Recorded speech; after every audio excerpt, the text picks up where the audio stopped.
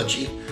I've missed 2 weeks in a row, so this, the last time I was on the air was 3 weeks ago. But I've been sick, and my wife Sue's been sick. We both had this kind of respiratory stuff that's been going around, and I lost my voice, and still my voice is a little messed up, and I've only been out of the house for what's necessary, doctor's appointments or, work or something like that. We've only been out of the house just a little bit over the last 2 or 3 weeks, but we're feeling much better now and starting to move around, so I'm back online. I should also say that I greatly enjoy adding a little nature clip or something like that to all these videos. It makes me feel like, maybe some of you can't get out a lot when the seasons change and you don't get to get out in nature as much as you used to at one time or the other, or for some reason or the other, and that just kind of lets us keep in touch with nature. But there's not going to be a nature clip today either, because I haven't been out in nature a lot the last couple of weeks. I hope that by this week I put together a little midweek devotion, and next week maybe start adding some nature clips to it again.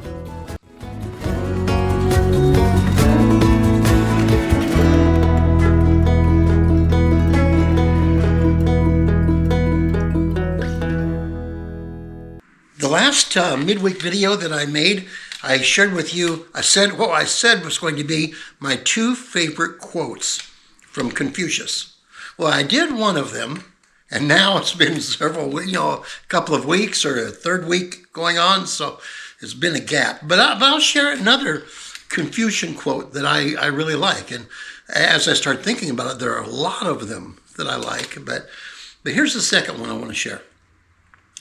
Once upon a time, Confucius' students came to him, and they said, "Teacher, is there some sort of virtue that can wrap up all of your teachings into one, that if we just follow that virtue, we will be, virtuous?"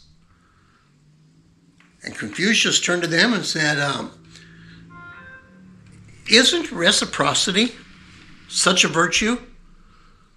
Whatever you don't want to have done to you, don't do that to someone else." If we were followers of Confucius, we would call this the principle of reciprocity. But it's not, it's not just Confucius that said that. In some version or the other, some twist or the other, the ancient Romans had some kind of a principle like that. The ancient Greeks had some sort of principle like that. The Muslims have a principle sort of like that.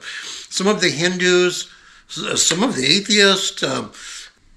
Immanuel Kant had what he called the silver rule, which is basically the same thing as Confucius' rule of reciprocity. If you don't want something done to you, don't do that to someone else. Now, many of you already know where I'm headed with this rule, don't you?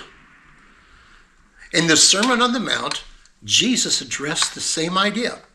And in Matthew chapter 7, verse 12, Jesus said something to the effect of, "Whatsoever you would that someone would do to you, do that to them."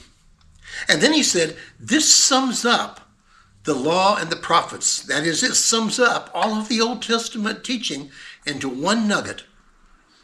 However you want to be treated, however you would want someone to treat you, treat them the same way. Of course, I may just be playing with semantics a little bit here today, but Jesus did what Jesus often did, was he took a principle and then stretched it beyond maybe what was comfortable. See, the silver rule or the rule of reciprocity or even the Wiccan Rede, in Wicca there is an overarching theme that harm none and do as you will. All of these are a negative. That is, don't cause harm. Don't hurt people. If you don't want to be hurt, you don't hurt anyone else. But Jesus gave what we call the golden rule. And that is, goes beyond not hurting people. It's however you would want to be treated. However you'd want to be noticed. However you would want people to help you. You do that to them. You be a good neighbor.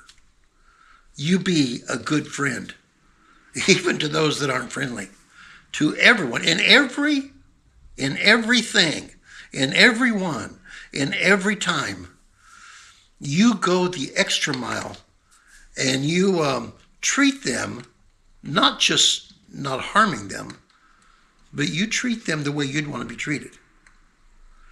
See, we could live a life and say we never harmed anybody and still lived a life that was offish and selfish and pretty much for ourselves.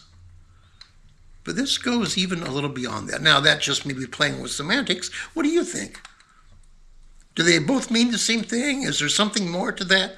Is it a little harder to follow Jesus' teaching when it's like, instead of saying, harm no one and do what you want, it starts saying, treat everybody the way you would want to be treated if you were them? Well, we've come to the middle of another week, or this particular week, we may be closer to the end of the week because I am behind. And in a few short days, we'll be able to worship together at church, and I'll be looking forward to it.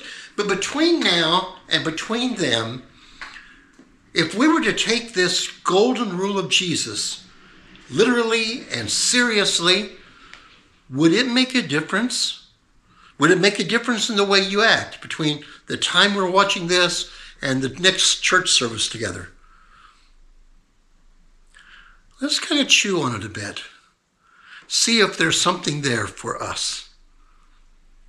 And in the meantime, may God bless you, and may others around you treat you the way Jesus teaches us to treat.